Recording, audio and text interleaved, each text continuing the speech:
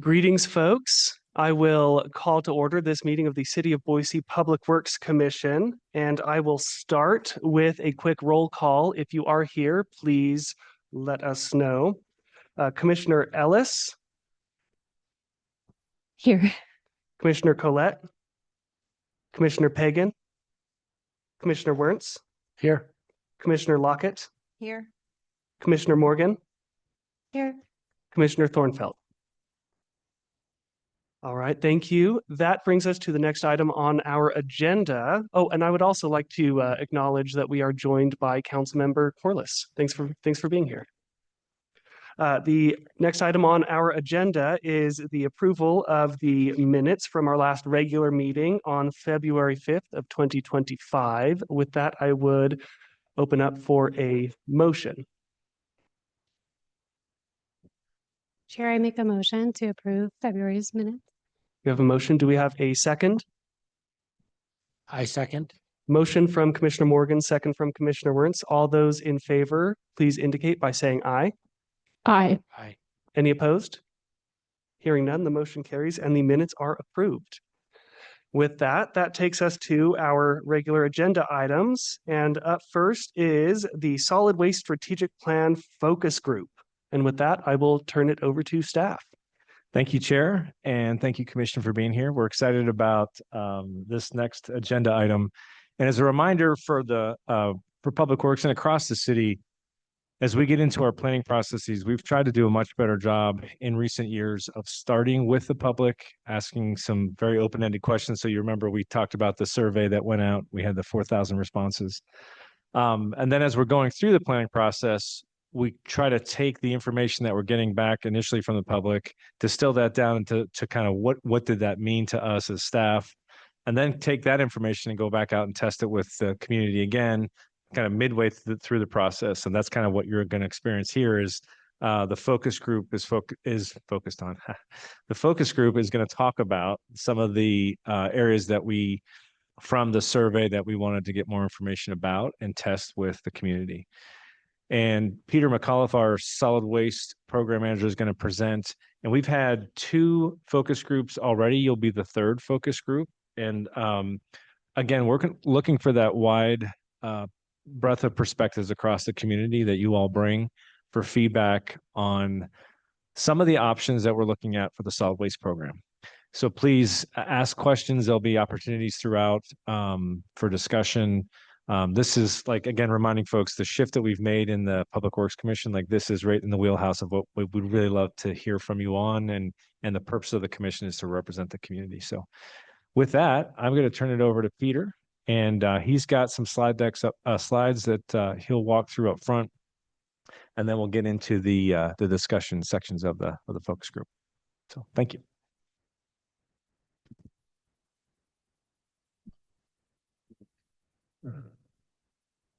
Good afternoon, Commission. All right. Like Steve mentioned, we're going to be talking about the solid waste strategic plan this afternoon. And first, I'll start off with letting you know exactly what we're going to be talking about. We're going to do a quick review, first of all, about what we talked about last time we were here and talking about this subject. The community survey, as Steve mentioned, and a little bit about the progress we've made since last meeting. Then we're going to talk about the focus groups, and then we're going to get your feedback as sort of our 3rd focus group. Just a quick reminder that we're always out there in the community and just showing you the team members there in case you guys don't know everybody on our team. It's a great team, and we try to get out there in the community as much as possible to talk to everybody about our programs, because we know that people participate in our programs if they understand them, but if they don't understand them, then it's really difficult. So we always try to get out there as much as we can. So just to review the general purpose of the strategic plan, you can kind of see it there in 4 points. But really, what we're striving for is community-supported materials management programs and services, and we want to make sure their community is supported, and then we want it to be a guide for us really over about the next decade so looking forward 10 years, it can be hard, but we want to be able to make sure we're focusing on the right things.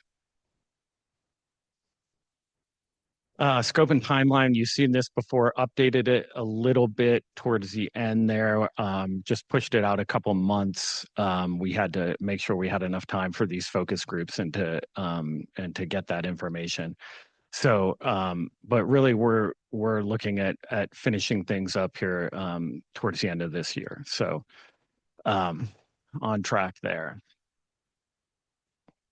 The community survey, hopefully you guys took that and we talked about it last time, but just as a reminder, it was about really trying to find out what the community's knowledge was on our current programs, the communication and education that we have, and then the values of the community. And we asked a lot of questions, got 4,000 responses. So that was the beginning of our feedback on this plan. What did we hear from the community? We talked about this, but just real short highlights there. Strong support for education, incentives, and policies to reduce waste and to recycle. Requiring multifamily housing or businesses to recycle. We had a lot of support there. We haven't gone down the road of requiring a lot of things in the city of Boise before, so we definitely wanted to make sure, look at what the community thought about that. We found out that a lot of compost customers don't use our cart for food waste, so and some other things there. We won't get into the app. We did that last time.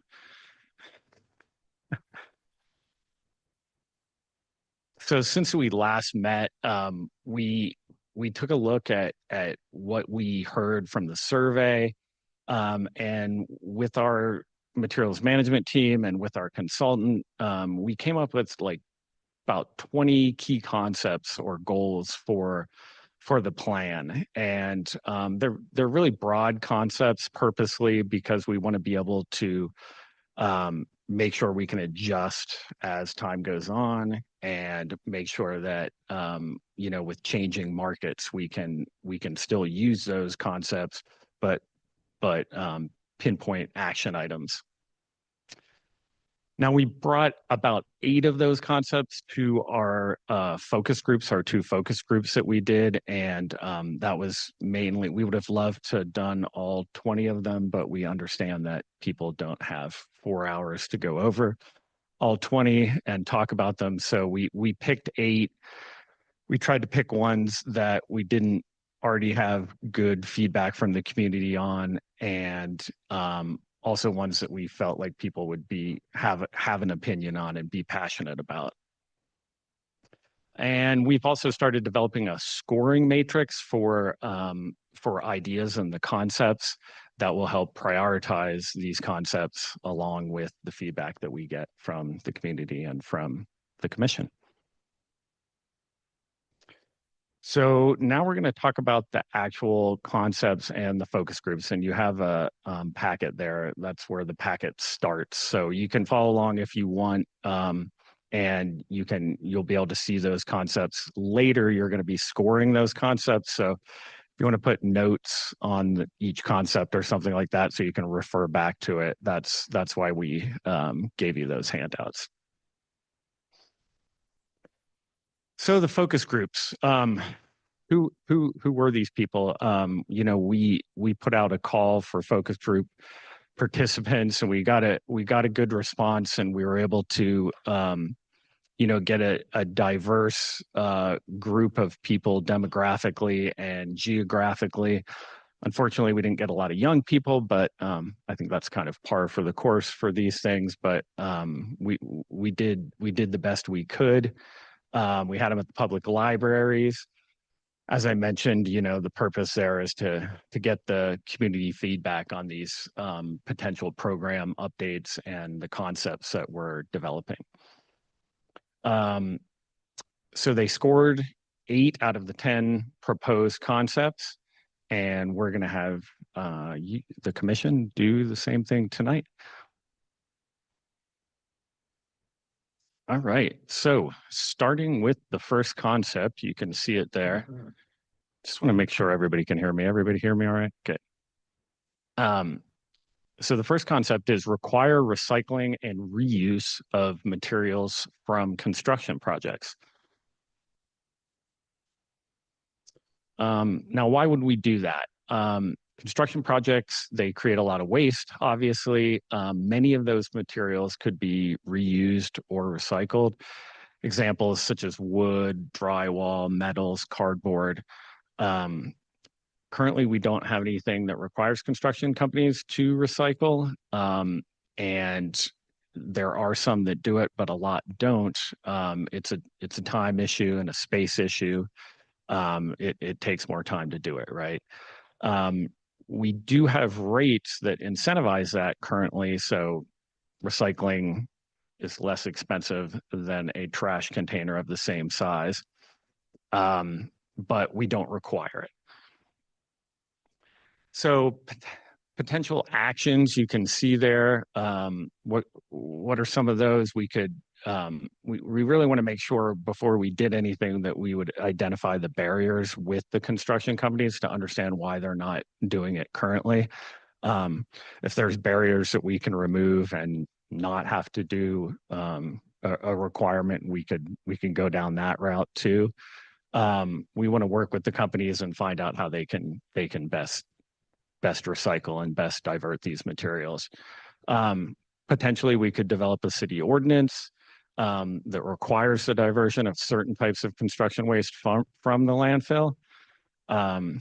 With the overall goal there is to reduce construction waste sent to the landfill. Obviously, all that would take approval from various entities. So it's this saying you support this is just saying you support the idea of moving forward with exploring it. And that will be the same with all these concepts. Obviously, materials management can't just say we're going to do this and make an ordinance. We have to go through the process like everybody else. Moving on to concept 2, create a pricing system or rate system for waste collection that incentivizes reducing and recycling waste. Now, I mentioned we already have that to a certain extent in some of our rates, but if you look at especially our residential rates, there's really just a small difference in the rates between the container sizes for our trash service. So if you have a 48-gallon cart, it's about half the size of our largest cart, which is 95 gallons. You're only paying about $2 less for that small cart. Now, should it be more? So we incentivize people to reduce their waste. Perhaps that's what we're looking at. Now, there's a lot of other cities that have those rates more spread out. There's some that even have it where it's twice the amount. So if your cart's twice the size, you pay twice the amount. So just looking at that and trying to figure out if there's different ways that we can incentivize people and have the people that are creating less waste pay less. And you can see some of the potential actions there. There's also services besides the small and large carts. We also include a lot of services in our current rate structure where you don't have to pay extra for them. So, for example, if you have a couch you want to get rid of, or if you have a mattress or a large table and it can't fit in your cart, that's all included in your rate, and somebody will come and Republic will come pick that up to 6 of them per year. Some people don't ever use that for various reasons. Should we have that be a separate rate so that the people that are disposing of it are the ones who are paying for it? not good. At least it's not on me. And it's only water. We're good. We're good. So, the ultimate goal there is reducing the amount of waste sent to the landfill through price incentives. Right. Yeah.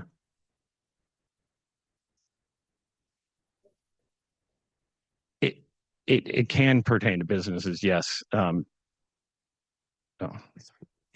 I should know. For number two, Yeah. would this also apply to businesses or are we talking strictly residential? Commissioner and Council Member Corliss, yes, most of my examples here were for residential, but it can also apply to commercial waste. Any other questions? Just for the flow of our conversation, would it be better to go through the recommendations or to take questions by recommendation? I'll defer to whichever you would prefer, having done this. Commissioner, I would say that if you have clarifying questions about understanding the concept, go ahead and ask them now so that everybody can understand. And then if you have comments about it or suggestions, then we can wait till the end. All right, we'll keep our broader feedback Yeah. for the end, but just to clarify throughout. Thank you. Thank you. Moving on to number 3, create a communication tool that efficiently provides solid waste information to customers.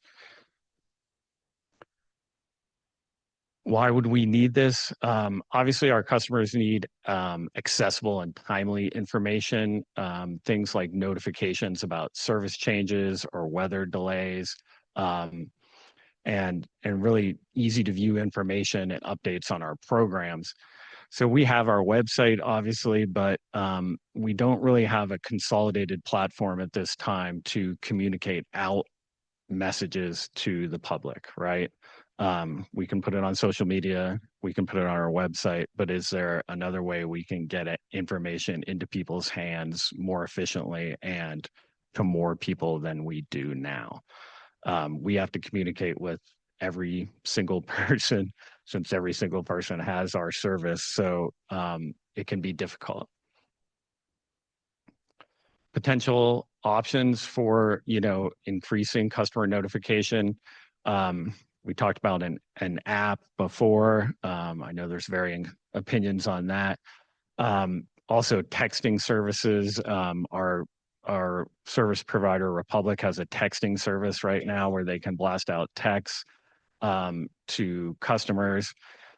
We have about half of our customers in that service.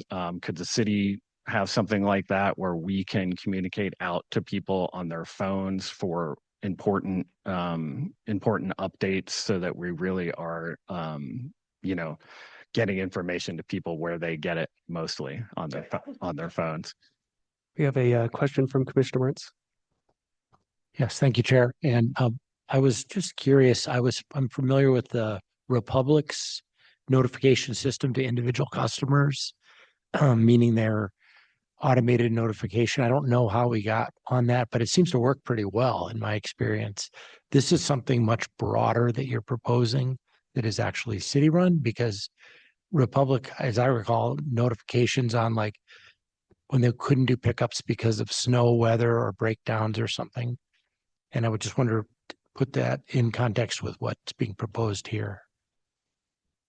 Yeah, Commissioner Wertz, I would say that yes, Republic's system has worked fairly well. As I mentioned, we probably have about half of our customers in that system, and I think that this concept could be similar to that, or it could be more broad, as you mentioned. I think really what we would have to decide when we're developing this would be what type of information would we want to push out on a system like this. First of all, of course, you have to get people's permission to be able to do that, and you have to get their phone numbers. But then we don't want to be spamming people, obviously. And anytime there's some small thing having a text come out to them because number one, I don't think people would respond well to that. Number two, that they'd probably just ignore it. So we would want to save it for things where we felt like, hey, there's a really big substantial change here to one of our programs, or one of our programs is ending, or a new program is starting. We can't pick up your trash because there's 2 feet of snow. Things like that is what I'm envisioning it being used for. And obviously we would have to make sure we develop that. You're welcome. All right, moving on to concept number 4, reduce the amount of residential food waste sent to the landfill. Why would we do that? Food waste obviously generates a significant amount of methane when decomposing in the landfill. And it's also really an essential ingredient in our compost program. It provides a lot of nutrients. It provides a lot of moisture. A lot of times we don't have enough moisture in our compost. And we saw from the survey results that only half of our residents are using our compost program for food waste. We just recently expanded what we accept for food waste in our compost carts. So some potential actions, you can see the one that we already did there is expanding the items accepted in our residential compost program. We could also expand our multifamily food waste drop-off pilot that we're doing right now. It only has 2 locations. We could potentially expand that. And really, we want to get the other 50% of people that aren't using our current program to start putting their food waste in there, and give them the additional tools and try to figure out what their barriers are to using the program for food waste. So, you know, there could be a variety of actions there that we have to explore, but really focus in on that because we have a program already available to do it. We just need to make sure that our customers are using it to the fullest extent. You can see the goal there of providing additional tools and resources to reduce food waste in the trash.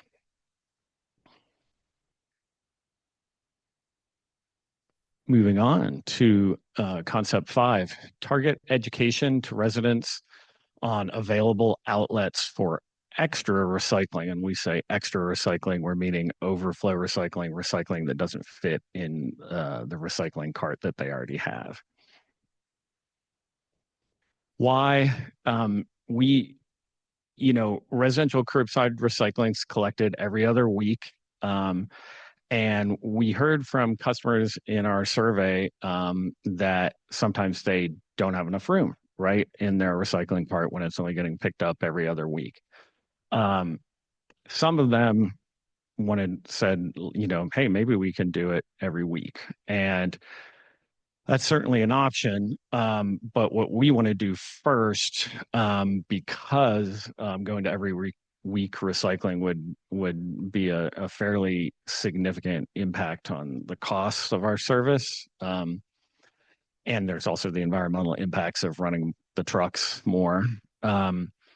We want to make sure that our residents understand what available resources they already have for extra recycling that does not fit in their cart. So we want to educate those customers and, potentially investigate adding additional drop-off sites for cardboard. We know that there's a lot of cardboard in our recycling stream, 50%. We also know that people don't break down their cardboard very often. So if you don't, please do. I know my significant other doesn't, and I always have to get on for it.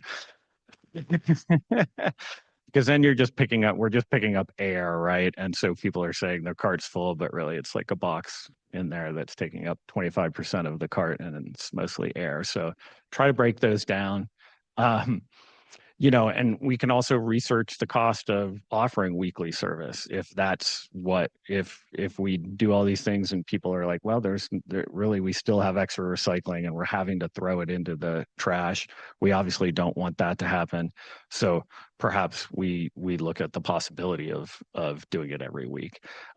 Really, the main goal there is to collect more recycling and to not have it go in the trash. And just so people know, you can always get an extra recycling cart. We only charge the rental fee for it, which is about 85 cents a month. So if you have more recycling, you can get an extra recycling cart. If you don't want that extra recycling cart because you don't have room for it, you can also use your own personal container or a cardboard box, put your recycling in there, put it right next to your recycling cart.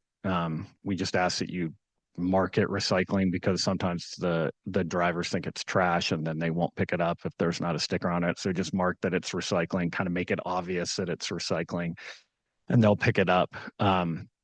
So we do have options, and if you have large amounts of cardboard, you can take it to the recycling center.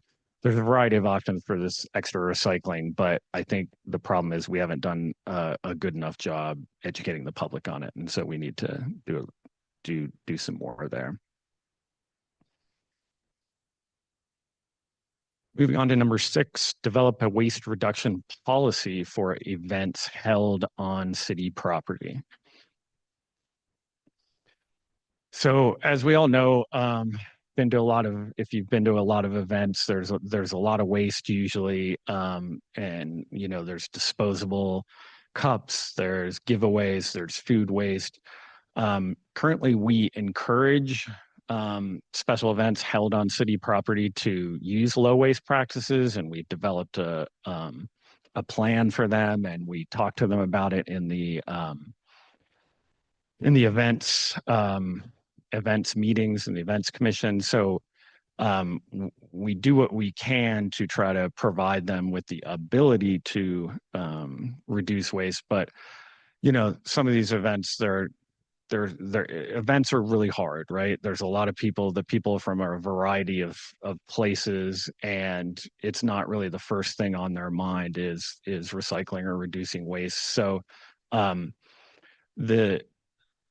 we don't have a policy on it. So we thought, okay, maybe it's time to step up and instead of just suggesting that these events that are using our parks and our property reduce waste, that we have a policy that says, okay, you have to provide recycling, or you have to use reusable cups, or a variety of things, just so that we're, doing what we can as a city, since we're providing them the space to hold their event, that we can do what we can to reduce waste.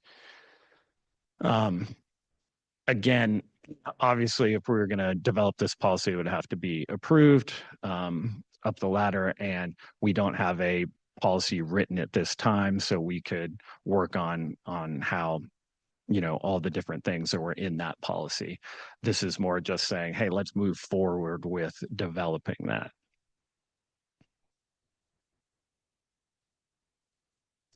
All right, number 7, create a reduce and reuse grant program. As you know, we have a reduce and reuse program here at the city of Boise. It's great. Obviously, reducing waste and reusing materials is higher up on our hierarchy than recycling. Sometimes it gets lost in the shuffle because recycling is kind of easier. But we really want to make sure we're focusing on reduce and reuse too. We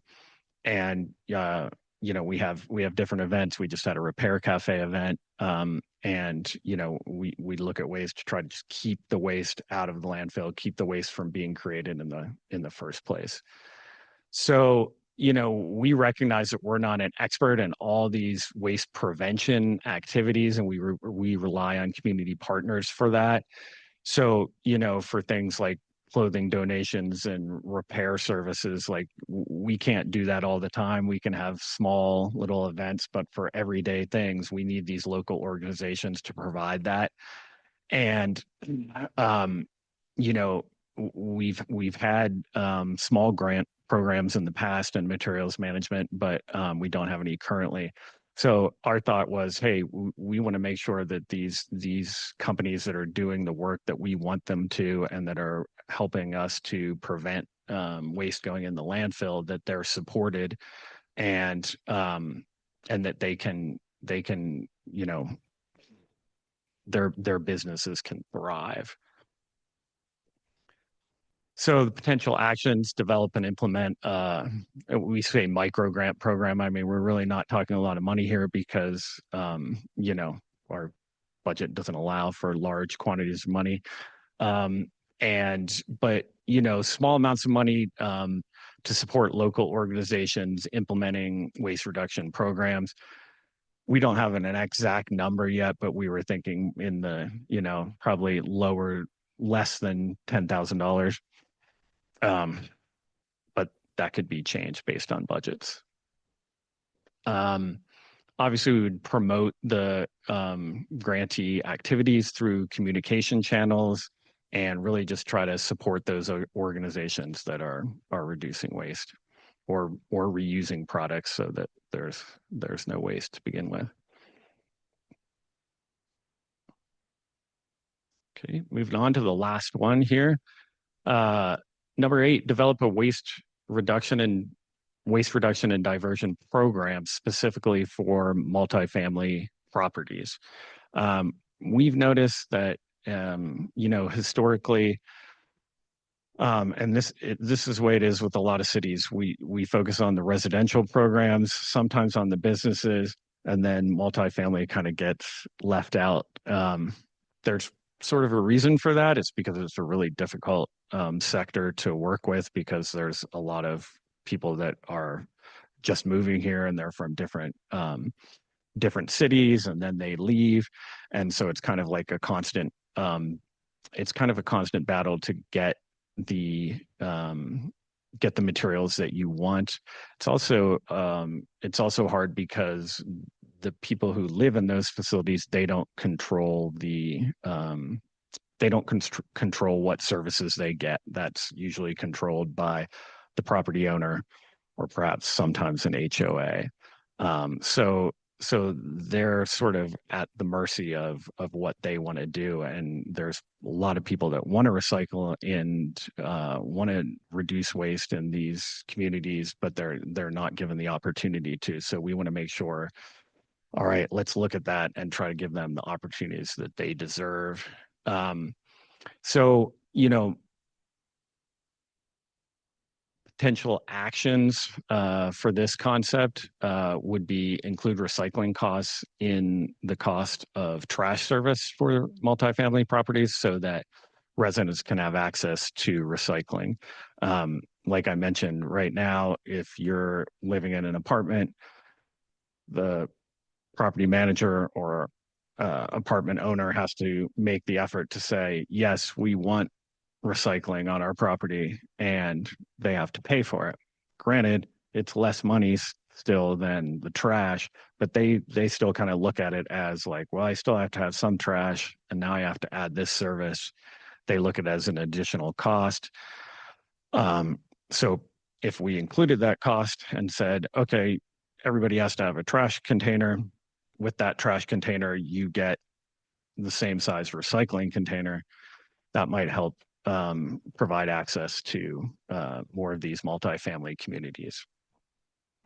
We could also require recycling for certain larger multifamily properties and just say, hey, if you have a multifamily property over X amount of units, you have to have recycling. In addition to those things, we obviously want to provide education and outreach to these communities that's tailored to the multifamily residents and properties. And we want to try to get to know the property managers so that we can find advocates for this. The goal there, provide equity and services for multifamily residents. All right. So that's all of the 8 concepts that we're talking about. And, you know, we had a little discussion there, but I just wanted to, open up the floor to have people talk about what they thought of any of those concepts. What did you like? Why did you like it? What did you not like? And obviously, if there's anything that you're not clear on, fire away questions, happy to answer those. But, I think it's good. And, in the focus groups, we did this in small groups, and, people were willing to talk. And I think sometimes when people brought up different points, that it changed other people's minds on concepts, or, made them think differently about it. So I'll turn it over to Steve. Yeah, thank you, Peter. So a couple of things before we jump into the discussion. We thought about having you break into smaller groups, but public meeting, probably we need to have the conversation caught on microphone. So, and then the other thing was, we didn't get into a whole lot of costs. Obviously, that's always going to be a huge question. Certainly, you can draw conclusions too. Like if we were going to have a every week recycling option, that's going to be significant cost. That's a very specific increase to a very costly service. So we didn't get into the details of the cost, in part because we wanted the focus group just to be looking at the concepts and ideas and giving us feedback on that. But certainly didn't want to think that we weren't considering cost in any of this. That would be a big part of it. So just wanted to have that preamble into the discussion and questions, and I'll turn it over to Peter, or we're just going to turn it over to the commission and start the discussion. Yeah. Okay. All right, thank you. And so we're jumping in from sort of that 30,000-foot view, just sort of a vibe check to make sure we're all headed in the right direction. With that, I'll open it up to the commission for any questions, comments, thoughts. Commissioner Ellis. I really like the 8 list. It seems like most of the goals are around diverting from the landfill.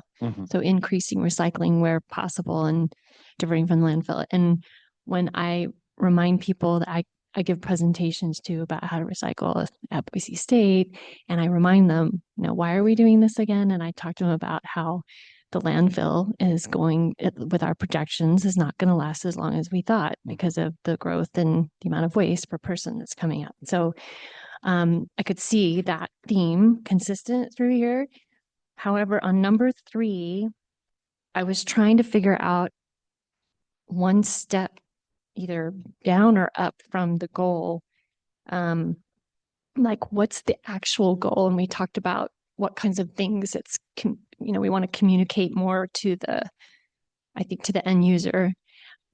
But do we want them to be happier customers? Do we want less calls? So those are the kind of things that I was thinking about is what's the bottom line? What do we want? We want them to be open to being better waste managers, that they're, less contamination.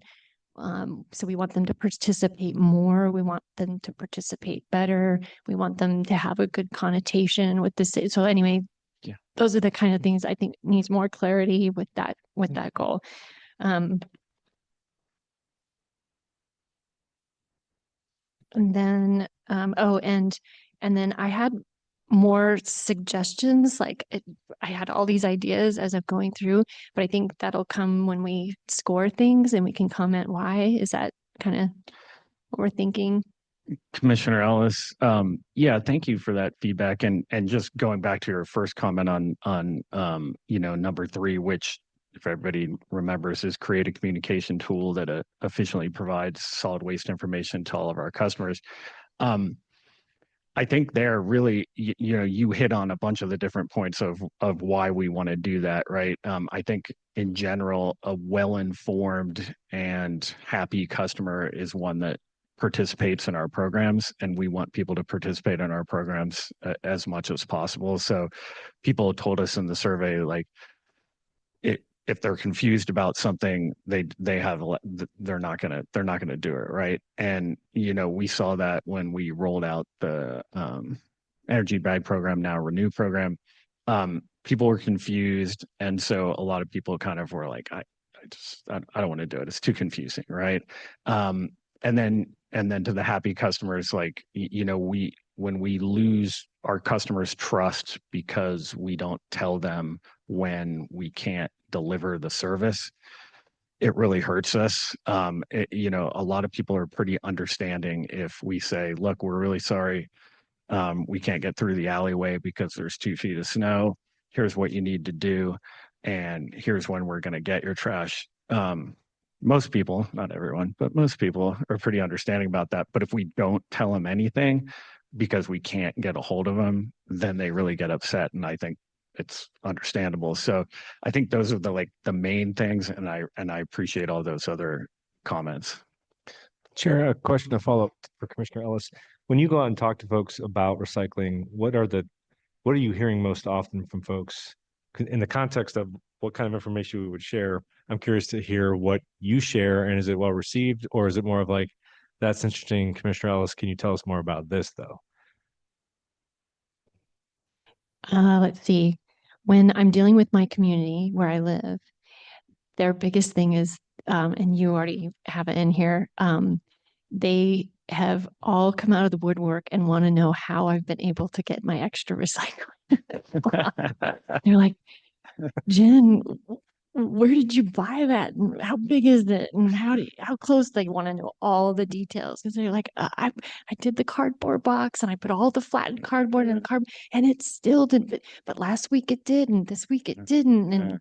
And so I kind of laugh because I'm like, I don't know, my special because mine it worked. It's my aunt's old garbage can that I'm using for extra recycling. Yeah. That's a big one that I get in my community. And then the big one is they will call me because they want to know when is trash, what is recycling, when is glass, what is compost, and I'll show them the schedule.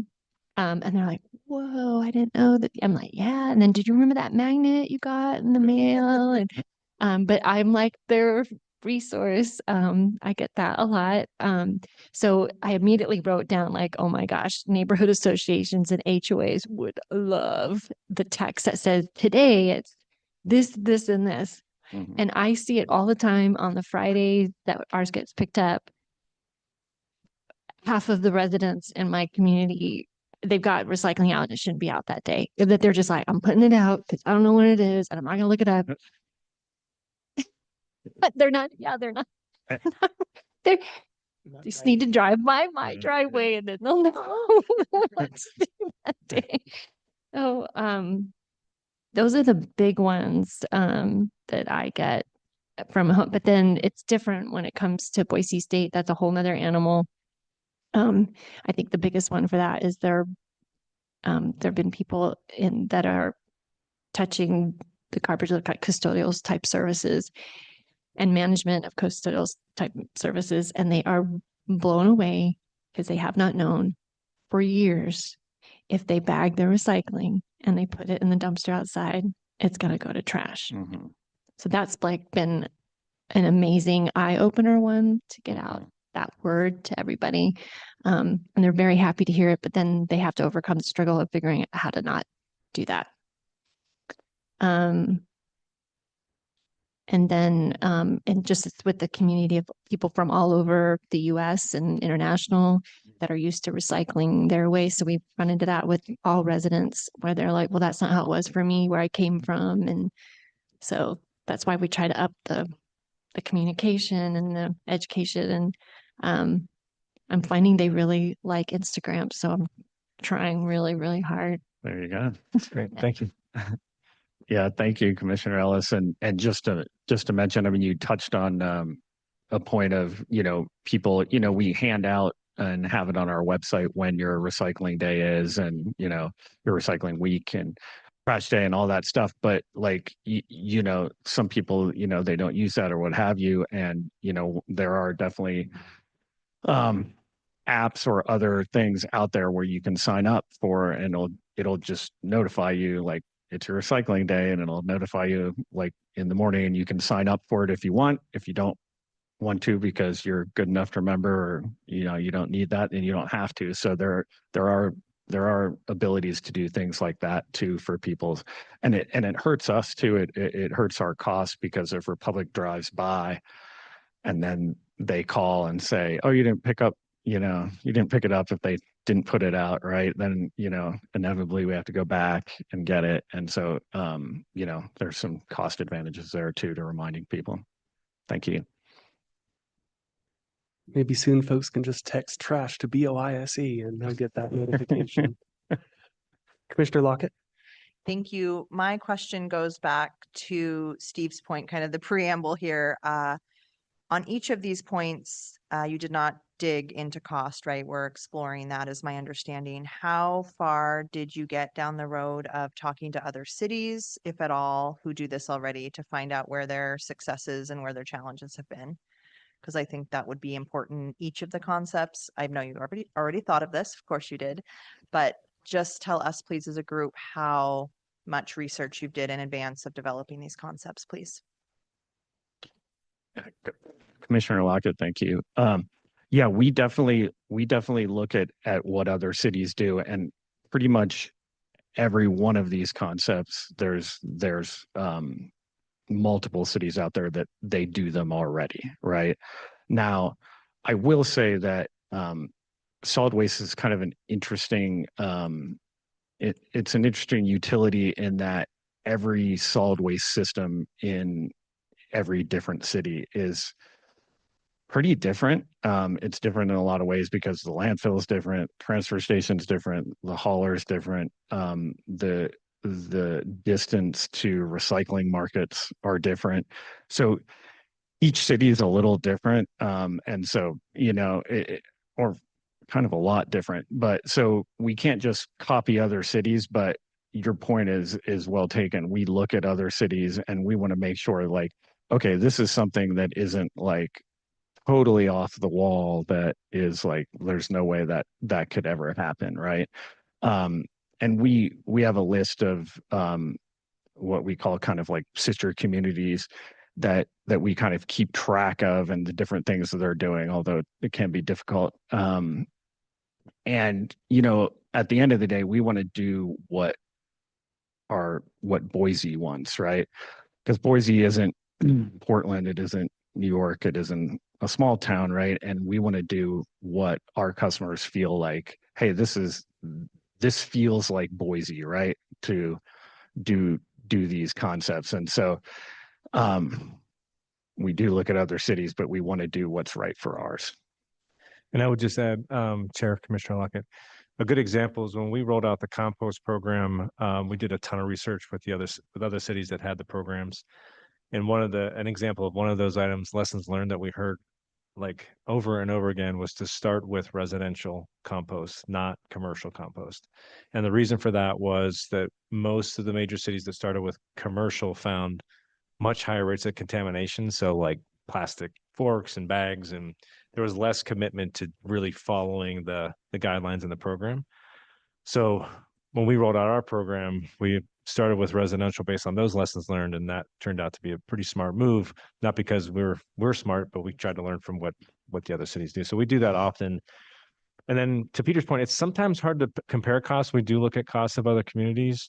It's just it's sometimes can be hard apples to oranges, but there's definitely can you get a relative sense for what would it cost to do X, Y, or Z? We can definitely ask those questions.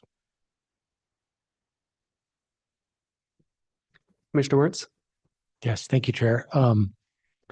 I found myself wanting more information on which ones of these actually are the most significant as far as waste production.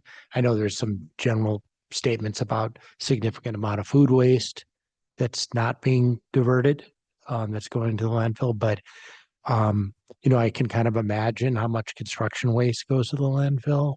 But again, if the overall goal is to reduce the material going to the landfill, then it's still a little bit hard to rank these, except for you pull out the notification system one, but most of the other ones are waste reduction.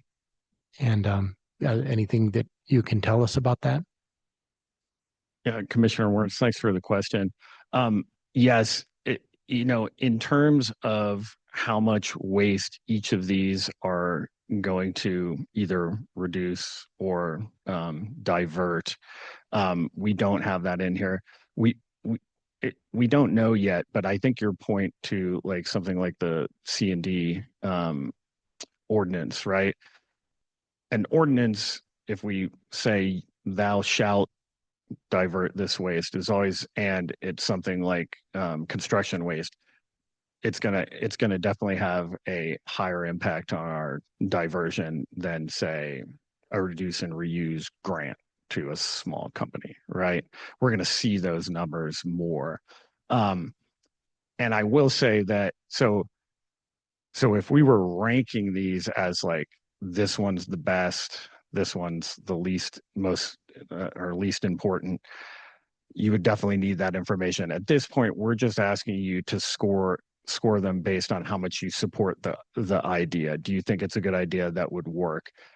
You don't have to say like I think C&D is like I think this idea is the best. You just have to tell us, do you like it? Do you think it's going to work? Would you support it?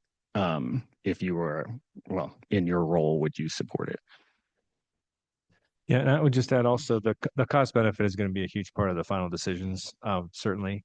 And so there's always this kind of push pull of how much do we just flood you with information, and then how long do we want to take to do that? So we try to err on the side of let's just get the concepts out and get some feedback around just bigger picture. Does this, logically, does it make sense? Like the multifamily is something we hear a lot about from the community. Why can't I recycle? I live in an apartment. I see all this recycling just going into the dumpsters. Relatively, how much does that move the needle on our diversion goals? Probably more than the grant program. But when we get to the kind of stage where we're going to do more of a detailed analysis, we'll get into almost like the bang for the diversion buck, if you will. So yeah, we'll get to that stage. Yeah, thanks, Steve. And just to follow up on that point, we are developing, or we have developed, and it's not final yet, but a scoring matrix for all of these. The feedback that we get from you and the focus groups is a part of that, but then also there's 10 other things that will be scored on, and one of those is how much waste will it divert from the landfill, or how much waste will it reduce, right? So we'll come up with estimates for that, and that'll be part of it. We just haven't gotten to that stage yet. You're welcome. Commissioner Thornfeld. Thank you. I live in a multifamily, and we're lucky enough to have recycling. But having compost would make our year. It's amazing. I mean, we're so psycho about, cutting off the plastic wrappers and the, tops to the cans and all the things. So having compost would be really important. So if we were to continue that pilot, I think that would be really, really valuable. And also with construction, my mom is in construction, and it's amazing how many individual fixtures are in tiny little cardboard boxes, thousands of them. I was kind of shocked actually that we don't require recycling for construction projects, especially with, how much construction is going on right now. So I think that would be really valuable and really cut down on a lot of the unnecessary waste. Yeah, Commissioner Thornfeld, thank you for that feedback, and I'm glad that you're able to recycle at your apartment complex, and hope you use our food waste drop off if you have food waste, and we definitely are looking at expanding that. On the construction waste, yeah, I'm sure people walk around town and they see the dumpsters. We might not look at them as much as I do, but you can see so much cardboard, so much wood, and also a lot of wallboard that they cut it off when they're constructing, and all those things can be recycled. They just have to get another container and separate them. So the ability is there, and we try to focus on things that obviously that we have the ability to recycle. We don't have to reinvent the wheel. We just need to get people to jump on board and take the time to do it. Chair, I'm curious if I could ask the commission a question, just specific to number 2, the pricing.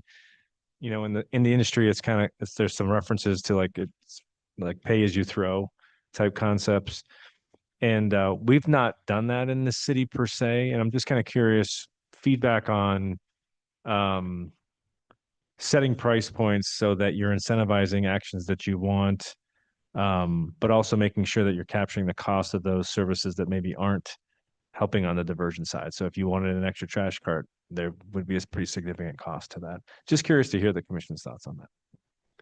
I'll kick off because I had a few thoughts on this. I'm wondering what the existing evidence is for the behavioral changes for that price impact. What is generally for a community that's roughly the shape, size, and composition of Boise? What is the price impact overall? And then I'll just throw out all the questions and you can pick whichever are most interesting. What might the consequences be for larger households, family households? And then what is the broader approach to residential versus commercial, industrial, and construction waste? Are we going to have similar pricing schemes for those different uses? And then what might some of the utility of something like a surge pricing be for high volume seasons for trash use, if there is that higher demand for specific users versus others, what a dynamic scheme might look there. Happy to repeat any of those if Yeah, I might take you up on that. Thank you, Commissioner Gravitt. So your first question regarding, you know, where do you see a behavior change? Like how much does it have to be? I've seen various studies and I think it changes all the time and it's based on the community and the person and their income, right? But most of the time they're saying anything under $5, it doesn't even register with people. And today and more today, it's like people are thinking like, hey, it's got to be almost like a $10 difference for somebody to even sort of take notice of that difference, if that makes sense. right. So like more or less than I'm paying for Netflix. Right, exactly. Yeah. I think I'm paying for a couple of those. I don't even know about it. So yeah, I think that the number is important, right? Like, and to Steve's point, the extra trash cart, there's plenty of communities out there where if you're being charged $25 for your solid waste services, and you want another trash cart, they'll charge you another $25, right? Because that's the part that they have to throw away. So there's communities that do that where it's double. But I think that $10 range is where we would like try to start out with so that it's noticeable to most people, but not punitive or in any way. Let's see, residential versus commercial. I will say commercial in a sense is already sort of, for the most part, pay as you throw because it's based off how many times you get your container picked up per week. So like at a business, you can get it picked up once a week or you can get it picked up 6 times a week, right? And you pay more based off of that. In residential, you know, you're only getting your waste picked up the same amount as everybody else. The real difference is in the size of those containers. So that's where or if you have multiple containers, right? So that's more where we're looking at this pay as you throw scheme. Right. And then I add one part of that question, one angle there is how do we prioritize volume versus content? Because it seems like the question here is a lot content rather than volume in how we might be pricing some of these. Because the ultimate goal is to divert trash away, but incentivize the reuse and recycling of materials. And so that's more of a content question than a volume question. And I don't know if that's part of the equation here. Yeah, I think I understand your question. But we haven't, this definitely doesn't take into account like, okay, what is going in your trash can and what is going in your recycling cart. It's more, the only thing we have to go on is the size of that cart. We don't even know Yeah. if they fill it up the whole way, right? There's Right. plenty of people out there that like have a big cart and only fill it up part of the way, right? Right. And And- so we don't have that information. We're not taking a picture of every single person's cart as we pick it up. So I think Yeah, yeah. Yeah. And then looking at how this might interact with some of the other proposals here, looking at some of that, the construction recycling or in multifamily, some of the incentives around multifamily. If we're looking at a pricing system overall, how might that pricing system include those elements in overall how it works? Because those do get to the volume and the content questions sort of separately, and don't want to leave out those peripheral questions if we're taking this 30,000 foot view. Yeah, thank you. I agree. I mean, I think with multifamily and with residential, we can do we can do the same thing where the prices are reflective of what you're putting in there. We are constrained a little bit by data, as I said, with multifamily, they're getting picked up by a truck that it combines it with all the other waste. We can't weigh it, so we just know like, okay, it's full or it's not full, right? Yeah, and then go ahead.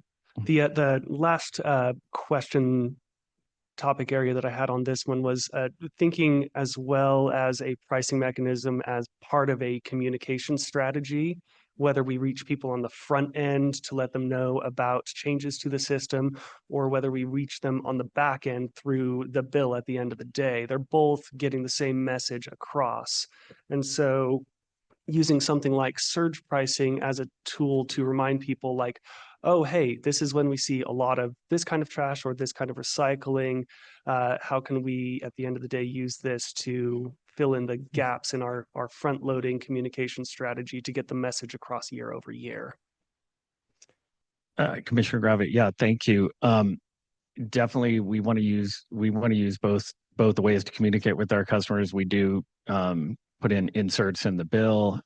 We want to make sure that they're getting information from both sides. Your surge pricing thing is interesting. I honestly have not heard of that at any other cities. But I'll definitely look into that. It's something that I haven't heard of in this industry. Obviously that there's a lot of other industries that are doing it. But I'll definitely look into that. Yeah, and it could be a terrible idea. I just want to be on the record that I'm just throwing spaghetti at the wall.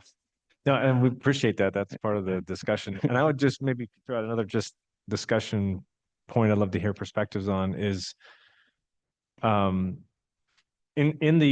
some of the ideas that were thrown out here, we struggle with like the idea that we would go every week recycling sounds at face value, that sounds like a great idea. Oh, more recycling, we're having less waste go to the landfill. But we are encouraging the use of more recyclable materials. So it's like, okay, well, I know now I can, if I have it every week, I can keep getting more and more boxes and I know I can recycle. That feels good. But it's almost like we're undercutting our own incentive, or not incentive, but ideas around reduce and reuse. Just curious thoughts on no, we should recycle as much as we can everywhere, anywhere, or yeah, being judicious is smart, because if we don't start getting up into the supply chain, we're going to kind of just keep having to grow and grow and grow these programs on the back end. Yeah. Commissioner Lockett? Thank you, Chair. My question is, well, I had a couple comments on what you were saying, then it actually had a pretty decent segue. So thank you. On item number 2, kind of in layman's terms, I would want to know, if I start it with multiple stars and we continue to research it, like, does it really work? Do folks end up just paying more, which I think is part of your point? Or then does it encourage dumping elsewhere. So I know my dad lives by Boise State, for example, and you see at the end of every semester, the alleys are so full of so much stuff that the students just don't have room in their cars for. We walk down the alley and we find good stuff that we keep that's in the trash. We're like, this is sweet. Why is someone throwing this away? So that's sort of a fun fact. But conversely, these students or other residents would maybe just throw like, oh, I have an old sofa, I don't want to pay for it, I'm going to put it out on the sidewalk. So I want to strike that balance of, these are all great ideas, but I don't want to then provide those. I guess would be like a perverse incentive is sort of what you're saying too. So I had that same point on this slide and some of the others. So I just wanted to reiterate that I think that's very thoughtful as you move down this process to be considering what the outcome will be. That was partly why when we talk to other cities, we say, hey, did this really work? Yeah. So thank you. And then could I go back to one more slide? Yeah, go ahead. I want people to comment on that topic first, though, before I go back to another slide, maybe. So I'll hold. Yeah, we'll circle back. Thank you. Commissioner Warrens, and then we have Councilmember Corliss. Thank you, Chair. Yeah, still talking about the pricing system. I lived in a city where it worked really well. And that was 25 years ago. So they did it in Seattle, and obviously Boise's not Seattle, but people really got into it. And I think recycling was in a very different place in our culture at that time. So I think Boise's recycling a lot, but this idea of a pricing system, I think as long as people don't perceive that they're paying more for less service, I think that's a really important concept. But to me, I can't believe I can have an old couch or 12 bags of trash in addition to my trash taken away for free from my house, from my door. I'm not saying I love to pay more money, but if I'm generating more, I actually don't have a problem with the idea of paying more if you generate more as a concept. So I think the system could be more efficient and I think other cities have figured out ways to do that. Initially, it was just to get recycling going. Well, that train left the station and Boiseans like to recycle.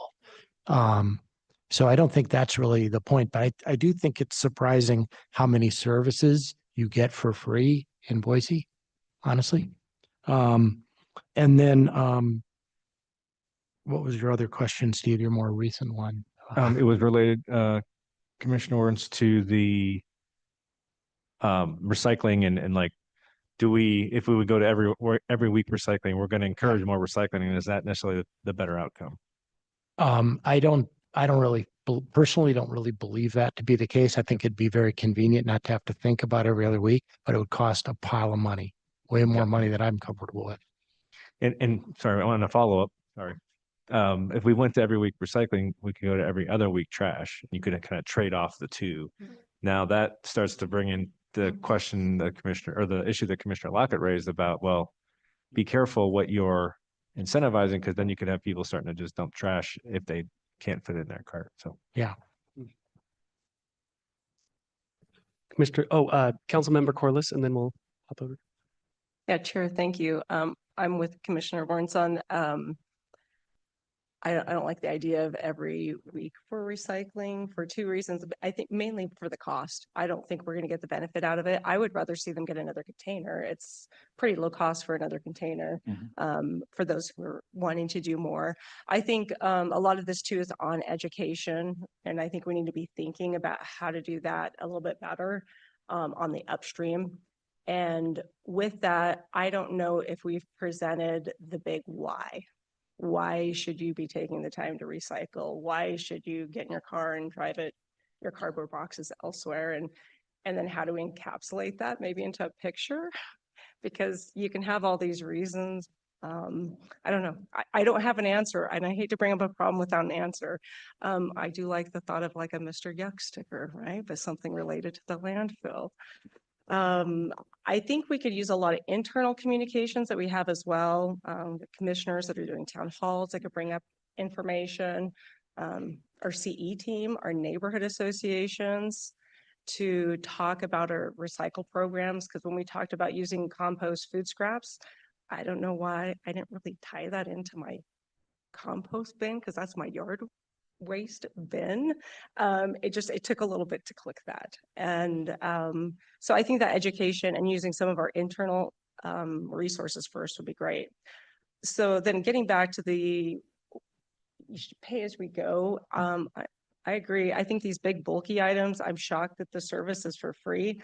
And I do wonder how much, if we're looking at 6 items per resident free per year, how much is Republic Service charging us for that? In anticipation of that.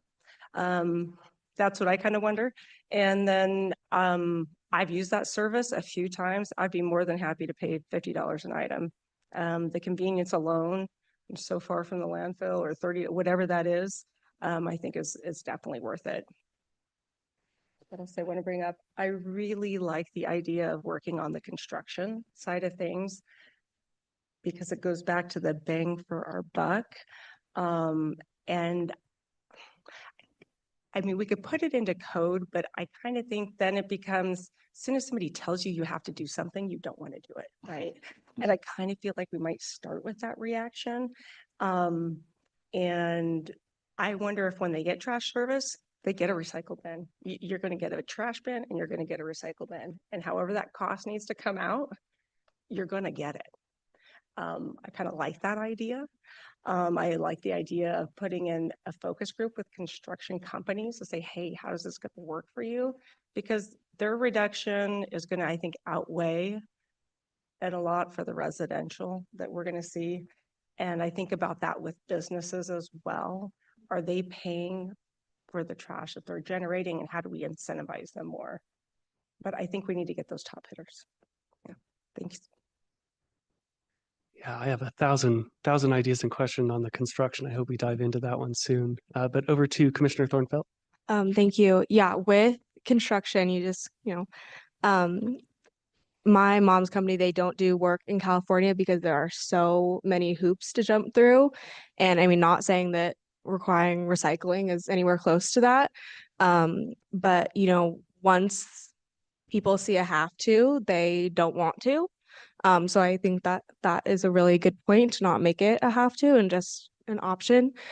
And then with the, pay per production, it's shocking that, with all that big stuff, if you were to throw it away, it would be for free, because, the more water you use, the more you have to pay, the more electricity you use, the more you have to pay. And I think maybe we could follow that, kind of trend. And then with like weekly recycling, I think, naturally just in life, as you go about life, there's going to be more trash. Like that's just how our world is set up. When you're just going to produce more trash as a person, as a household. And I think just the cost is not going to, outweigh the other pros of weekly recycling. And I think to keep trash weekly would be probably the best option. So. Chair. Yeah, Commissioner Morgan. Just weighing in on number 2. I appreciate all the comments said so far. I really agree with Councilmember Corliss and Commissioner Warrants. I think that once a week recycling is just not going to be impactful or have the highest and best use. And I do really like the option to be able to increase whatever system or looking into increases for more use of the recycling and the trash. With that, I do have thoughts about how that could be implemented, like specifically thinking about low income folks. We don't want to penalize them for generating more trash when they may not have means to be able to contribute more. And so historically, my firm worked with the town of Truckee, and they did a really cool model to reduce single waste plastics and food in this town. And so there was a lot of education that went around on that. But it was 25 cents for like a to-go cup. And then if you were at McDonald's, you get 25 cents for like everything that was on your plate. So if you got like a burger and then fries, it'd be 50 cents total.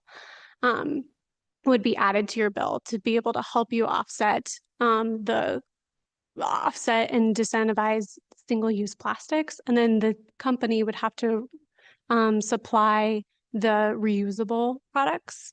So it's a really interesting and innovative idea. Like if you go to McDonald's and like having like reusable fry cup, it's different, but really, really interesting. And so I think that model of having that was just really, really interesting to be able to look at.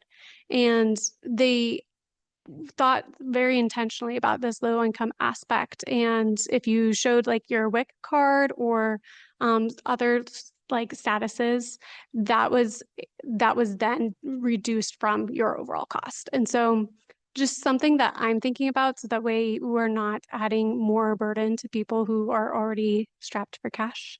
And I don't know what that would look like in this model, but would love for it to be considered. Yeah, I wonder if sort of building on that, part of the data collection is an option like this is explored would be to work with service providers to find if there are hotspots or traffic jams especially when it comes to areas that may have a concentration of large family households or maybe lower income census tracts or things like that. Commissioner Ellis. Thank you. I'm still on number 2 as well. And I wrote down a couple notes here because of all the things that people said. I thought I had a really good example. At my HOA, there's a clubhouse and there used to be a dumpster and it was abused heavily. And I never could find out the origin of why there was a dumpster there and not just little like 95-gallon drums on wheels. I couldn't really get an answer other than that maybe because when they first opened the HOA, it was mostly construction going on. There weren't a lot of houses up, and so maybe that was why I was there. But when I got on the board, I was so frustrated because there'd be like a trampoline would be sitting there, or someone's marketing materials for their business got printed wrong, and they left all these boxes over. And we knew who it was. The names were on everything. So, it's like, oh my gosh, you guys. So, yeah. So don't worry, I didn't knock on their door. But what we did is we took the dumpster away and then we put, two trash and 1 recycling. And I check on it because that's who I am. And it's great. It's like training. And so once it becomes like norm, and another example is I always use this example at Longfellow Elementary School. I came in one day and I could see how no one had to tell them anything. They had their tray, they put their silverware, they put their trash, they put their tray, they take their milk carton, put the extra milk in this 5-gallon bucket. They just knew. But it's like, the first time you had to tell them, now this is how you got to do it. You got to put the milk over here. Oh, whining. And no, that's so hard. So it's kind of like so that brings me to the example. You mentioned Seattle. I know you've got Germany has had it down for like, I remember the first time I heard about it was in the 90s. And it was like, it's definitely their culture. Their garbage cans were tiny, unbelievably tiny. And they had a can for each thing.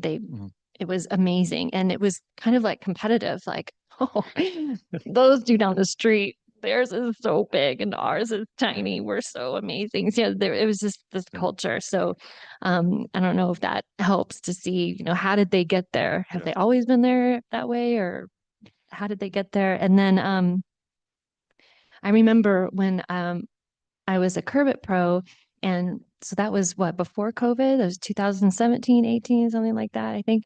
And a lot of us were saying, we want recycling every week. And as soon as you told us, yeah, but you got to think about this, it stopped people in their tracks. They stopped asking for it. As soon as they heard, do you have any idea what kind of price increase that would mean? Or the switch of, oh, you want trash once a week? And it stopped the conversation. They got it right away. I don't think they even, that happens to me when I tell them that too. And then the only other comeback I'll get after that is, but my recycling just takes up more room. So it's not like they feel like they're then gonna go crazy and have more recycling. It's that their recycling just really takes up more room. But maybe they're not crushing the boxes like we think. And then I was thinking of this theme of this, this pack in, pack out mentality that I'm trying to help push. And it's this, when you talk about how you can get rid of your couch and everything for free, and I still have all my stickers in my drawer too. I never use them because I'm finding a place for everything, but that is not the norm. People just want to get rid of their stuff. Hence, like what I started out at the beginning, that the big dumpster in our clubhouse would get heavily abused.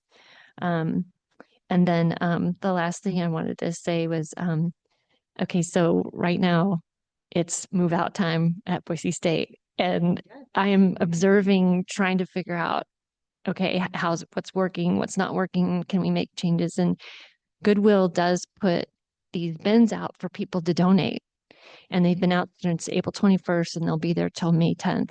And, it's pretty good. Sometimes people will put a trash bag in there because they're not paying attention. But we also have a food pantry bin too next to it. But I am seeing stuff in the garbage. I'm just like, oh, there's a little bookcase in there so like, no matter how much you communicating it out, it's the parents want to get out of town. They don't want to drive to the Goodwill. They don't want to, yeah. So, and no, I think it's the same behavior. And so, yeah. Right, this is a public service announcement for the dumpster divers in the area. Please do not trespass. Please do not trespass. I'll make that the service announcement. The biggest problem we have is mattress covers and mattress toppers because Goodwill won't take them. But I did find that the Idaho Humane Society will take them, but now I got to figure out how to get them there. This could be a pilot for surge pricing as well. Oh, Yeah. Yeah. And I do know there are a number of nonprofit organizations from a conversation that I was a part of with Gabe Brenner, Mr. Brenner from the team here around some of the waste and recycling here in the city. And I know that organizations like the Idaho Youth Ranch take even the worst condition textile recycling to make things like insulation and other reused materials. So that may be a conversation to have with other service providers around what materials may be salvageable in what way to inform the communication strategies, outreach and education strategies moving forward as sort of a broader civic society engagement strategy. And if there's anything else on, okay, go ahead. Sure. The reusable piece that you brought up, Abby, at Boise State, there's this company called Ozzy. If you go to the Buster's Kitchen, if you want to have takeout instead of sitting down and eating, or just have leftovers, there's this reusable container and it's going really well. People are using it instead of using like a styrofoam box. And what I would love to see, because if you look at all our procurement, and I don't have numbers, but Starbucks and coffee shops, just in general coffee shops, the amount of plastic number 5 cups and then paper cups, I would love to see some kind of duplicate to the Ozzy container to the drinks on campus would be amazing. And I thought, well, that would be great if there was something in town where it was more generic. So many coffee shops and many places that offer drinks could be in on this same cup. So you need a business out there that pick them up, clean them, bring them back. That's what I'd like to see. Commissioners, thank you so much for all these great ideas and the great discussion. And I just want to draw your attention back to, you guys are having all these good ideas of like potential actions that may fit under some of these or that are totally different, right? And so just remember when you're scoring these, like we wrote down a couple of potential actions, but the potential actions could also be the ones that you brought up, right? Right. We're not trying to pigeonhole you into saying like, oh, we can only do these things. So that's why we tried to keep the concept broad so that like we could have these discussions and that, you know, there can be other things. So when you're giving it a rating, think of it in that way, that like, okay, like this could also include X, Y, and Z. And when we give you a small area there to kind of caveat your rating, if you look at the, you know, keep going past your concepts there onto the scoring, you can write in some comments there, and then also on the feedback form, there's space there where you can write in comments. So definitely, you know, I know you won't be able to write everything down, and we're obviously listening to what you're saying now, but if there's caveats to things, if you're like, well, I like this idea sort of, but only if, you know, X, Y, and Z, feel free to write that in. And then I just, you know, there was a lot of discussion on the pricing system and like some, you know, potential negative impacts from that. And I agree, like we don't want to raise prices for one container really quickly and have people start putting it in the recycling container or, you know, throwing it out in the desert or something like that, right? The idea is to kind of gradually do it, move towards that so that people have time to adjust, right? Our intention isn't to just be like, hey, next week it's twice the price, right? I think it's to gradually get there over several years so that people have that time to adjust, they understand it, and you know, we don't see as many negative consequences. Thank you for that. And I was similarly going to bring the conversation back to the higher level, looking at all of the concepts proposed, and just offer my top level thoughts on all 8 as a whole. From my perspective, I think half of these need quite a bit more time to cook. In particular, the communication, education components, that they just don't seem specific enough to really provide really robust input on. I think once maybe a few particular options under these strategies are identified for 3, 4, 5, and 7, I might be able to offer better feedback. So those are the communication tool, reducing the amount of residential food waste sent to the landfill, educating residents, and then creating the grant program. I think there's a bit more percolating to do for those to really know what it is we're talking about, rather than just the top level throwing spaghetti at the wall. But from the 8, I do think there are 2 standouts that are just like, why aren't we doing this right now?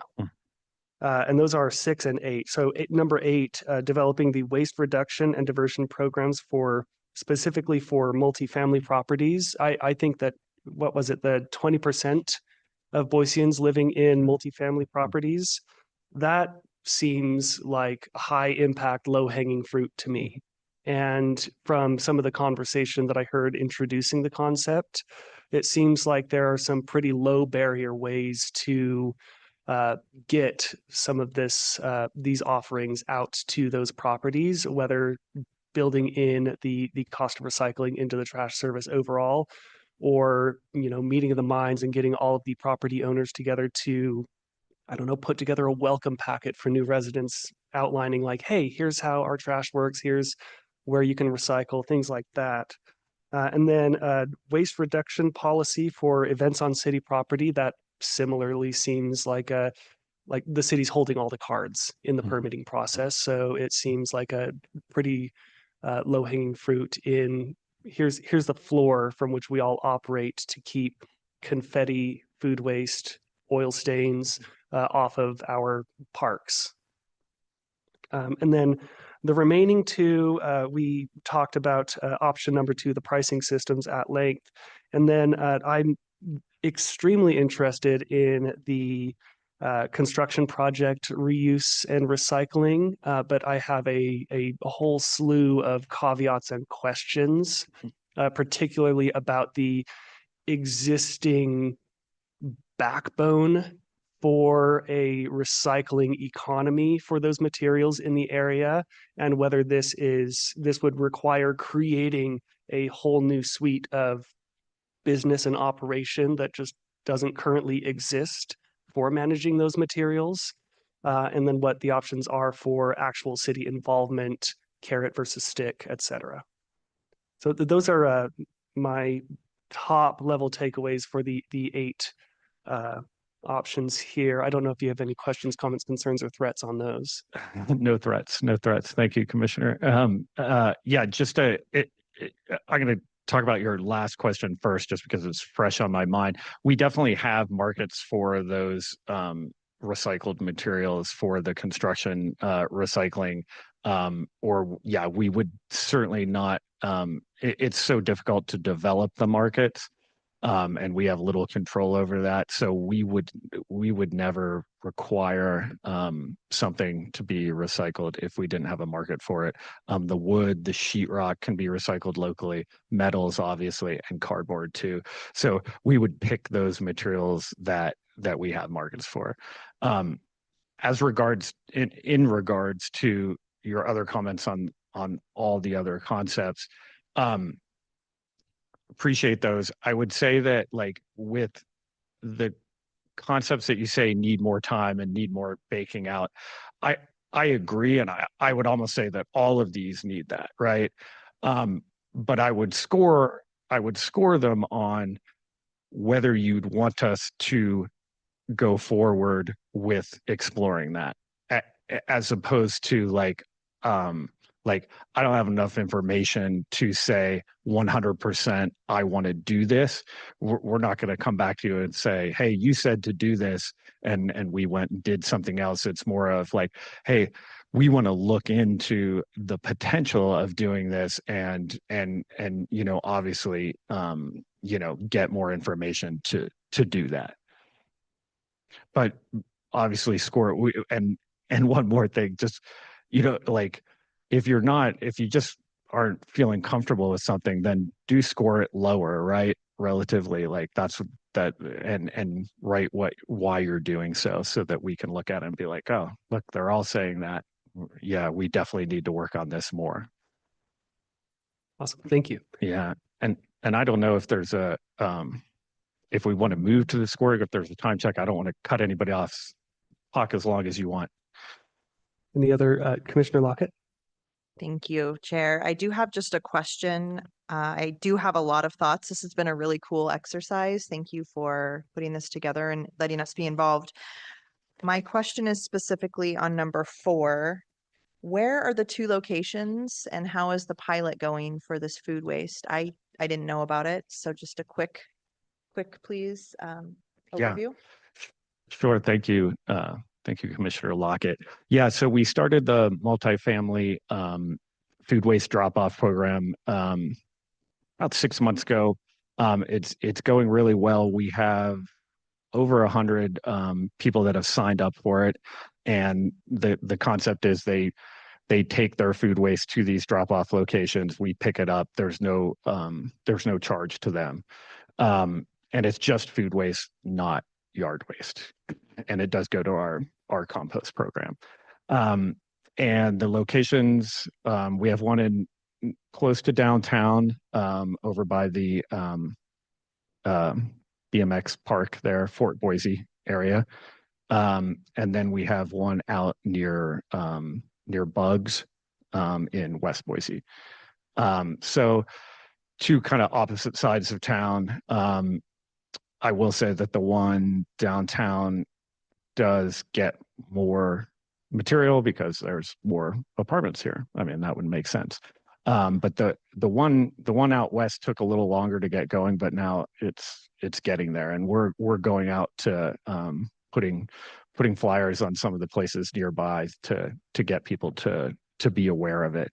And I think the amount of waste that we collected so far on that, yeah, sure, it's fairly small, but I think to Commissioner Thornfeld's point of, the people out there in these multifamily properties that want to be able to do the right thing, I think it encourages them to then also hopefully recycle right and do other programs. Thank you. Quick follow-up, please. What is the intended duration of the pilot? 1 year, 2 year, TBD? Commissioner Lockett, thank you. Yeah, it's 1 year. We're coming up on that. Our goal is to try to get 200 participants in that 1 year. We still have a few months left, and then we'll look at it and we'll decide, hey, do we want to stop? Is it not enough? Do we want to expand and see if we can get more? We've gotten really positive feedback from it, but we'll evaluate it at that 1 year point. Okay, thank you. Thank you so much. And just to comment on that, I'm going to add on my potential actions here. I don't know that I love the pilot that we're driving food to other places or walking or biking, however they get that, but I don't know enough about it to say for sure. Yeah. But I'm going to add to my potential actions on the comments about methane gas. I think at the landfill, they are diverting or like burning the gas or collecting the gas to then do something that I'm not remembering right now. Yeah, they're And putting it so- into the Commissioner Thornfeld. Yeah, just to follow up on that. They used to turn it into electricity, Yes. and now they're taking it and they're putting it they're cleaning it for a pretty extensive process, and then putting it into the pipeline to be used as natural gas. So they're cleaning it up to be natural gas. So it's still being burned. I will say that's great. We applaud the landfill for doing that, and it's obviously better than letting it all escape. It doesn't get all the gas. It's just they have wells throughout the landfill that try to pull in some of the gas, but there's a lot that still escapes. Thank you. Yes, we've Okay. visited at length about this with our neighborhood association, and I have mixed feelings, but I think the technology hopefully will get better and we can improve this. But that's going to be my comment here, that let's look greater than just the second bullet, which I know you're doing. I just want to go on record as stating such. So thank you. Thank you. Thank you. I have one other question just to help me think through the feasibility of a lot of these. What are the conversations like with other departments in the city about concepts like these? And what made me think of this question was talking about access to extra recycling drop-off or food waste drop-off, things like that. We have this message as a city, this goal as a city that everybody's within a 10-minute walk to the park. I wonder how many minutes we are away from a recycling drop-off site or something like that. So are there conversations that bring ideas like that with other departments in the city that might inform how we think about these? Commissioner Gravitt, thank you for the question. Yeah, we work closely with PDS and we review all the new plans that come into PDS and we've worked with them over the years to try to make sure that there's space available for these kind of options for recycling and for composting in some circumstances. So we work closely with them to try to make sure that happens. In terms of mapping out how far somebody is from a drop-off location, we have not done that yet. Interesting idea. It's kind of like the parks, right? Yeah. Yeah, so is it since these are maybe really in their nations, these conversations haven't really been carried to other departments outside of the regular interaction with PDS about maybe some of the regulations around construction, things like that? Commissioner Gravitt, that's correct. Okay, thank you. Other questions, thoughts? All right, hearing none. Oh, Oh, sure. yes, Sorry, I Commissioner was Morgan. delayed. I have a question about, I know it's probably variable, but how many of these projects are likely to be highlighted and put into the strategic plan? Or do we feel like it's only feasible to execute on 1 or 2 of these over the next 5 years? I just want to understand like what the scope and feasibility of all of this is. Commissioner Morgan, thank you. Excellent question. And that really ties well into the scoring. So, you know, as I mentioned, we have about 20 that we've developed so far. And the plan horizon is 10 years, right? Some of these things, obviously we can work on concurrently. Some of them could be fairly easy to implement. Some of them could be much higher lists when you're talking about ordinances and things like that, right? So when you're looking at them, I would look at them with the thought that we could have all of them in the plan, right? It's more a matter of which ones get prioritized. Now, just because something's in the plan doesn't mean it will 100% get done within that 10-year horizon, but it's there so that people are looking at it for the future if it doesn't get done in 10 years. So I think, you know, you don't have to look at it like I can only choose 3 of these and those are the only ones that are going to get in there, right? I encourage you to obviously be honest, but like if you hate all of them, say you hate all of them. If you love all of them, say you love all of them, right? You know, if there's circumstances like Commissioner Grava was talking about where it's like, yeah, I'm not so sure about this because I don't know if it's the idea is really fully baked enough, you know, take that into account and, you know, reduce your score a little bit. Thank you. Chair? Yes, Councilmember Corliss. Yeah, I apologize. I do need to leave shortly, so that's why I'm starting in on the scoring. But I also wonder if we have had any discussions with Amazon. They provide a lot of our waste that's coming in. And I guess they could be the intermediaries, but if they're dropping it off, would they maybe consider a pickup? My broken down boxes are here, especially maybe over a holiday season, and kind of start putting it maybe a little bit back on them to be a partner with us, or maybe we have partner drop-offs during the holidays that they can assist in that. Yeah, Commissioner Colors, thank you. Yeah, you're absolutely right with the cardboard. There's so much cardboard that people get, and then, you know, even inside that cardboard, perhaps flexible plastics that can't be recycled. And you know, we really need to make sure that people have the opportunity to recycle that. Have not had any conversations with Amazon, but we would love to see, you know, more producer responsibility in terms of the people that are producing the waste, making sure that they can, you know, that they have a stake in the game and that they have the, you know, they have some responsibility to take care of it. Usually we see those on a statewide level. We've seen a couple extended producer responsibility laws being passed in the last couple of years. Likelihood of that happening on a state level here is probably pretty slim, but it doesn't mean that, you know, we can't talk to the people and see if there's opportunities.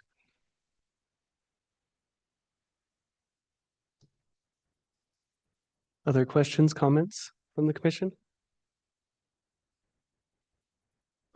All right. All right, anything further? No, I just want to say, you know, if again, thank you so much for your comments, and then please, if you can turn in your packet to the scoring area, and you know, really we try to make this as simple as possible with you know, just doing a 1 of 4 stars there, and you can see on the first page before that, 1 star is not supportive of the concept, 2 stars somewhat supportive, 3 stars supportive, 4 stars very supportive. Just ask that you fill in all the stars, and don't just like fill in 1, because sometimes it's confusing as to which way you're going. So if you want 1 star, fill in 1. If you want 4, fill in all 4.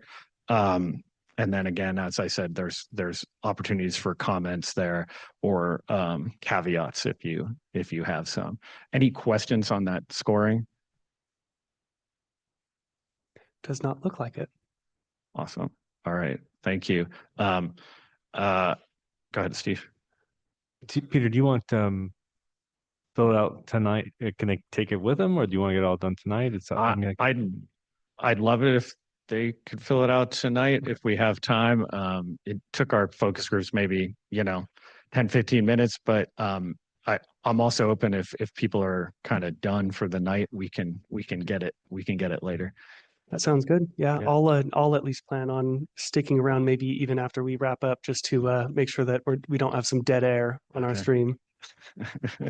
Mindful for all of our online viewers who are Yeah.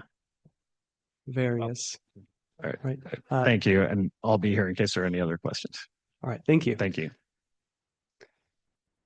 All right. And with that, I think that takes us to the next item on our agenda, and that is a commissioner forum. And I will turn it over to staff. Thank you, Chair. Just a couple of updates I wanted to provide. We are completing our Public Works reorganization that we shared with you. I think it was last session. The operations group is going to be finishing up. They started Monday, and they'll be finishing up by the end of the month, and then we'll be set, and we'll have completed the reorg.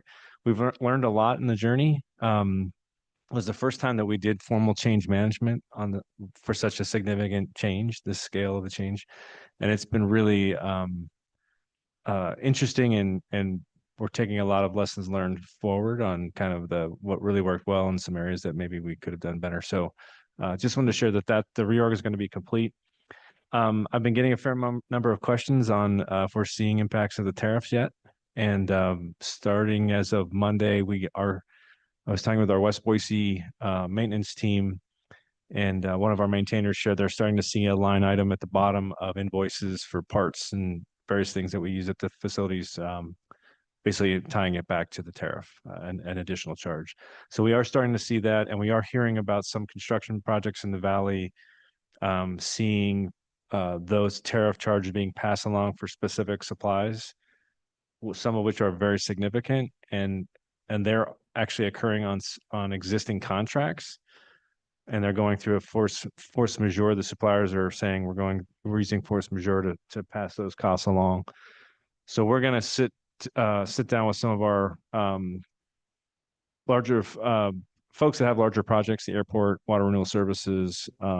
Within the general fund, we have some large projects, and start coming up with a strategy that we can share with leadership on. Do we need to start carrying a contingency? How are we going to manage that potential increase in costs?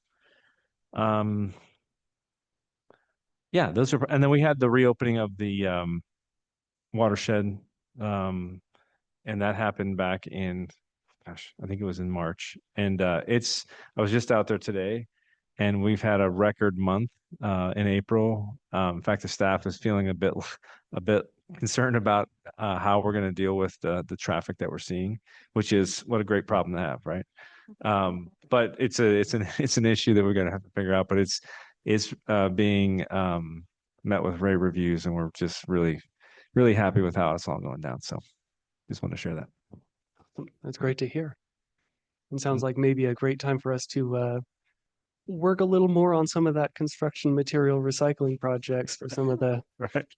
What's coming down the hopper. And that's all I had, Chair. Awesome. Thank you. Anything else to come before the Public Works Commission today? Chair, I just want Yes. to say a big shout out of thanks for the Curbit team. Anytime I go for a city event, they're there. I learn something new from them every time they're there. I love it. I love their enthusiasm while they're out there as well. Awesome. Thank you, Councilmember Corliss. Commissioner Lockett. Thank you, Chair. There was some discussion, I think, about potential change in date to the August meeting, and I was hoping we would have communication on that sooner. Do we know? That was in an email somewhere. would, I didn't make it up, I promise. Well- I think that I'm unavailable. That doesn't matter to the group. But if we did know sooner than later, that'd be Yeah, helpful. we'll follow up. Yeah. Thank you for that feedback. Awesome. Thank you. Anything else for the commission? All right, hearing none, I would, just before we wrap up, our fellow commissioner not able to join us today, but I just wanted to offer a thank you for the service from Commissioner Colette over the past several years. She is going to be stepping down to move with family. So just wanted to make sure that she got a shout out for her service to the city of Boise. So thank you, Commissioner Colette. And with that, I would entertain a motion to adjourn. We have a motion from Commissioner Lockett. Do we have a second? I second it. Second from Commissioner Ellis. All those in favor, please indicate by saying aye. Aye. Any opposed? Hearing none, the motion carries. Thank you all.